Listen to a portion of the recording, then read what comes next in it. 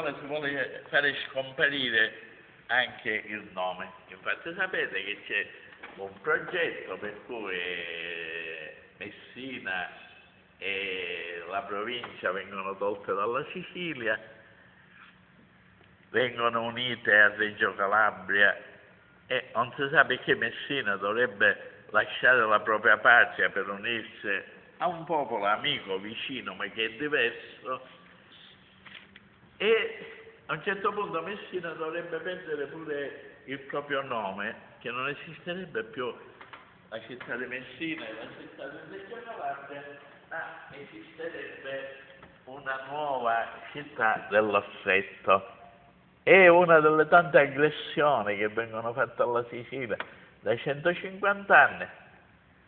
Non sono riusciti a distruggerci ancora, ma continuano con accanimento.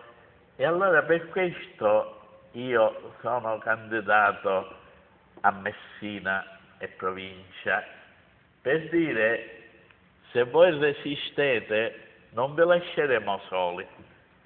E questo è il motivo per cui è qua presente il leader carismatico degli indipendentisti siciliani, il dottore Giuseppe Scianò. Non vorrei che il professore Mirto esagerasse nel definire la mia persona. No, è la verità. Diciamo, il dottore Scianò non è nemmeno candidato, però è presente qua proprio per dire: siamo siciliani e solidali con voi siciliani.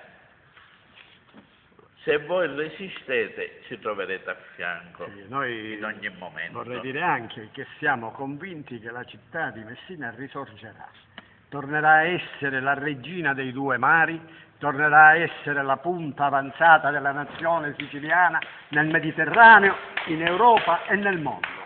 E quindi bisogna resistere agli ascari, bisogna resistere ai traditori della Sicilia, bisogna resistere a quei farabutti che si travestono da siciliani e da sicilianisti, da autonomisti, da indipendentisti, da federalisti e tutte le altre manifestazioni teatrali che riescono a interpretare, e bisogna diciamo fare sì che ci sia una nuova classe dirigente in servizio che si riconosca negli interessi, nei diritti, nelle speranze del popolo siciliano.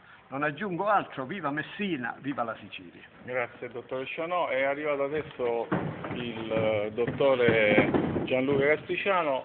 Maestro Miano, noi dobbiamo fare una conferenza sull'arte, ci dica qualcosa, un saluto per... No, saluto a tutti i siciliani, la gente vuole cambiare e prima di pensare a certe cose, di come si deve votare, si deve riconoscere meglio tutto quello che è stato fatto male in questo momento, e di là uno decide a chi.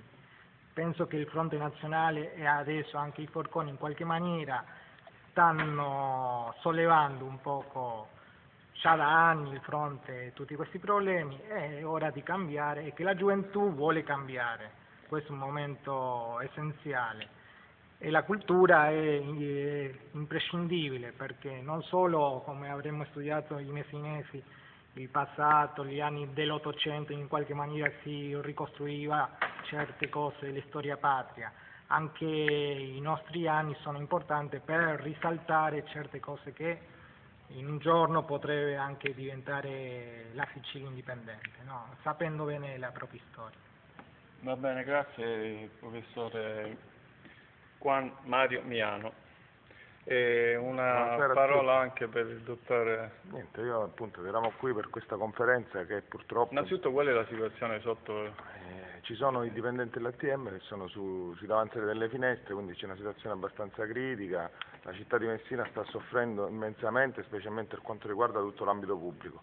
Una volta questi tipi di lavori erano considerati lavori sicuri, oggi c'è il lavoro ma non c'è lo stipendio, e quindi la situazione sta degenerando, non soltanto per quanto riguarda i dipendenti pubblici che riguardano appunto il servizio di trasporto come l'ATM, ma anche i dipendenti comunali che da un mese non percepiscono stipendio. La situazione si sta aggravando molto più e credo che purtroppo successivamente alle prossime elezioni regionali la situazione andrà ancora peggio. Quindi Se oggi c'è un momento di crisi così profonda, dall'altro lato noi la possiamo vedere come un momento per il cambiamento, un momento che può essere dalla crisi, può essere la svolta, e quindi sicuramente il popolo siciliano deve tornare a essere protagonista nella vita sociale, nella vita politica ed economica. Questo sicuramente, e qui mi riallaccio un attimo appunto al fatto storico, e quindi insomma ispirarsi a quel momento storico che furono il Vespro siciliano, in cui il popolo siciliano, diciamo, assurse a esempio, sì, per l'intera Europa e il mondo conosciuto di quel periodo. Grazie dottore È Castigliano. un momento magico questo del Vespro per Messina. E visto che Cioè- magari facciamo una piccola parentesi, abbiamo qualche minuto ancora prima di tornare tra i lavoratori. Professore, lei ha fatto questo opuscolo dedicato a Federico III. In questo opuscolo ci sono 2 righe dedicate a Messina, dove dice che la popolazione di Messina nel 1301 è stata accompagnata dal re Federico III è una cosa a eccezionale. Randazzo. Per Il quale blocco- motivo? Che cosa è successo?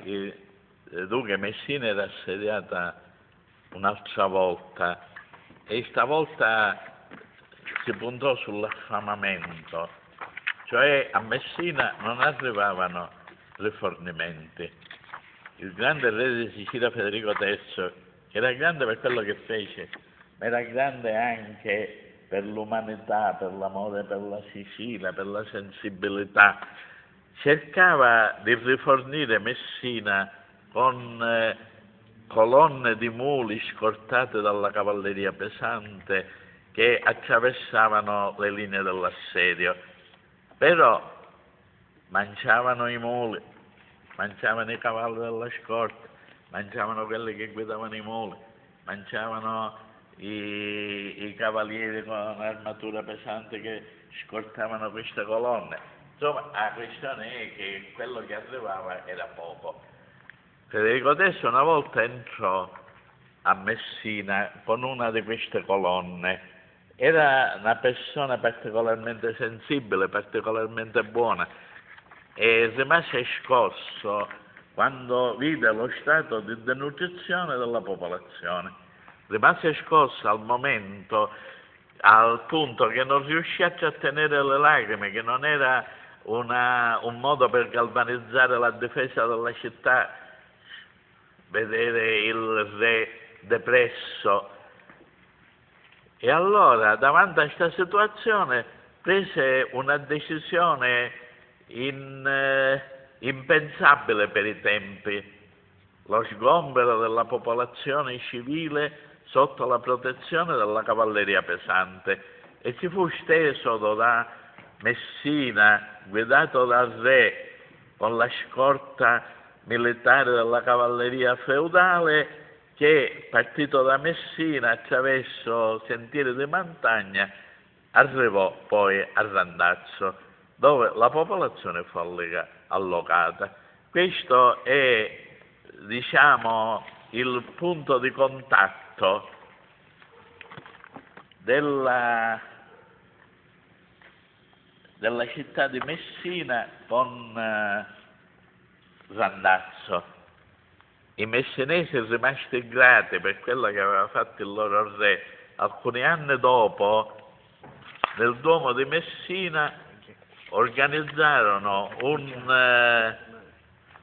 un mosaico che rappresentava Federico III. Questo è il mosaico che rappresentarono centrale del Duomo. Federico III, che era ancora vivente. Quindi fu un modo di esternare la riconoscenza della città verso questo grande sovrano. Benissimo, grazie professore.